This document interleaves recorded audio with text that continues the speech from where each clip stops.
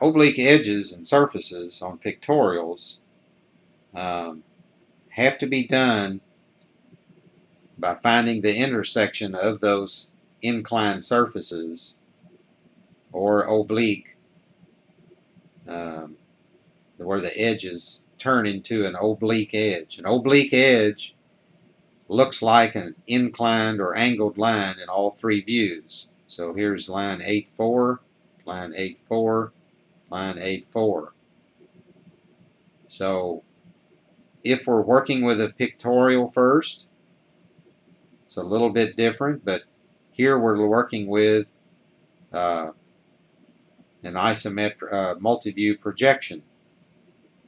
So oblique edge 8-4 is an intersection between two inclined surfaces, here and here. Here's an inclined surface, and here's one, facing different directions.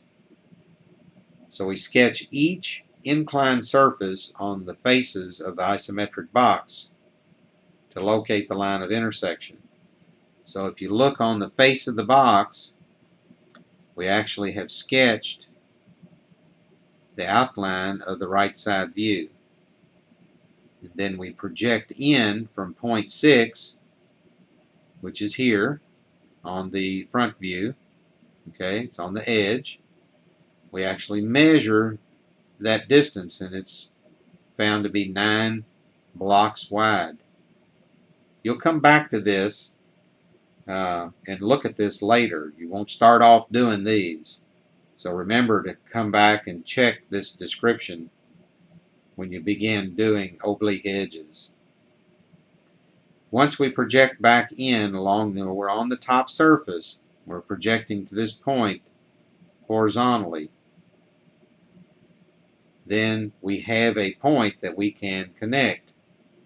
Here's 4. We found to be here on the right side view. And then we have found 8 by projecting from our sketch, our construction of where point 6 is in the right side view on this isometric panel. Then we count the number of blocks over and find 8.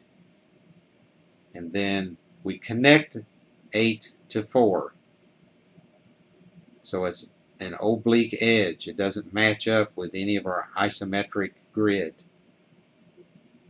And we do the same thing from the front, sketching on the front of the box, our orthographic view. And then from that point here on the box, we project back in and find point 8, which we've already located. Okay? So you can draw the views, front and right side, and then project from those points, and where those 2 points intersect, you've got your point found. Oblique surfaces, we find those in isometric by finding all the edges on our panels of our box, and projecting to each point. We'll have to, of course, relate each point between the views so that we have identified the surface. We can actually see the surface in all 3 views. So 1 and 2, they're also visible in the top and in the front, 1 and 2. So we do it by coordinate. We find the point number 2, which is on the front panel, and then we find point number 1 by, on the top view, projecting a construction line and measuring where this point is, and then constructing that same construction line in the top box panel,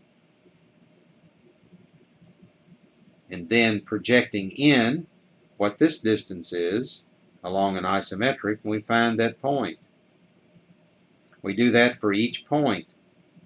on the oblique surface.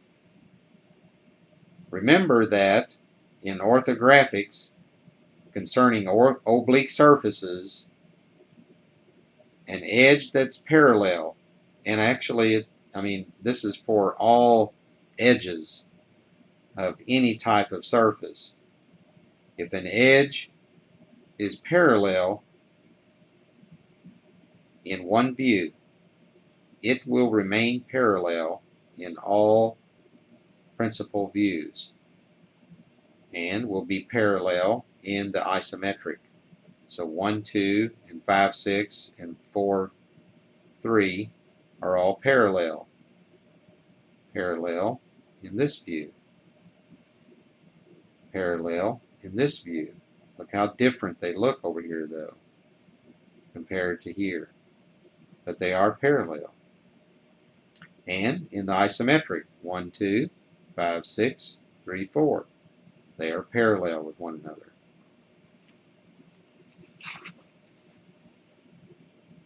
Next, we'll be introduced to circular edges.